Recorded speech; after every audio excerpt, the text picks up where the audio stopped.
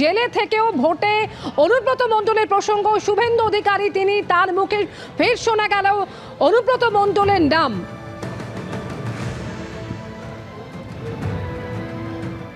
শুভেন্দু অধিকারীর মুখে এলো অনুব্রত মণ্ডলের নাম। এর আগে নির্বাচনী প্রচারে বারবার করে মমতা বন্দ্যোপাধ্যায় তিনি অনুব্রত মণ্ডলের পাশে দাঁড়িয়েছেন। কি বলেছেন মমতা বন্দ্যোপাধ্যায় শোনাবো। কেষ্টু আজকে জেলে থাকলেও আমি মনে করি এই ছেলেটা জেলার উন্নয়নটাকে হাতের মুঠোয় রেখে কাজ করত। তাই পরপর 4টে সেতু এখানে তৈরি করে দিয়েছিলাম আমরা। বিজেপি সাজিয়ে গুজিয়ে কেস করেছে, তাতে কি যায় আসে? একদিন না একদিন তো বেরোবে। অরবিন্দ কেজরিওয়ালকেও তো ধরে রেখে দিয়েছে।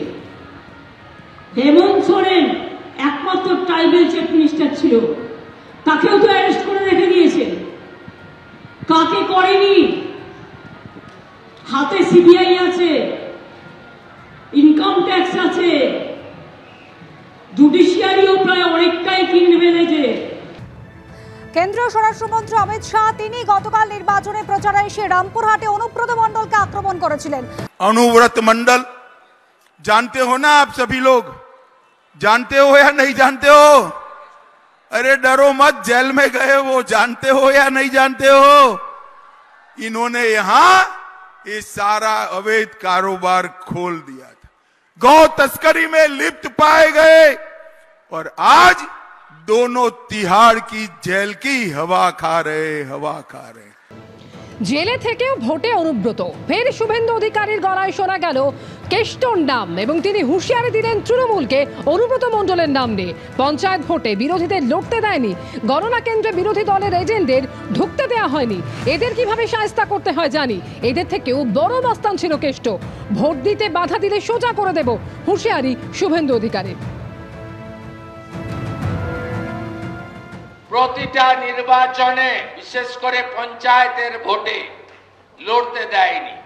আর যে কটা লোক ভোট দিতে পেরেছিল গণনা কেন্দ্রে কাউন্টিং এজেন্টদের কাকে কাকে ঢুকতে দেয়নি।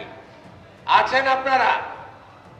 দিদি, আপনার কাউন্টিং এজেন্টের আই কার্ড দিয়েছিল ভিডিও? কি হয়েছিল ওই দিন? ঢুকতে দেয়নি। কে ঢুকতে দেয়নি? শাহজাহানের গ্যান্ডি।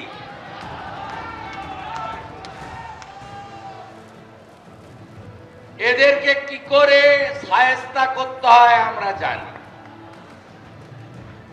এদের থেকেও বড় মস্তান বীরভূমিতে কেষ্ট মণ্ডল ছিল। এবারে ভোট দিতে বেরাবেন, হ্যাঁ কি না বলুন? বেরাবেন তো? একদম সকাল সকাল বেরোতে হবে। বাধা যদি দেয় খবরটা পৌঁছে দেওয়া দরকার, সোজা করে দেবো আমরা। একদম কিছু করতে হবে না, আপনারা আইন হাতে তুলে নেবেন না।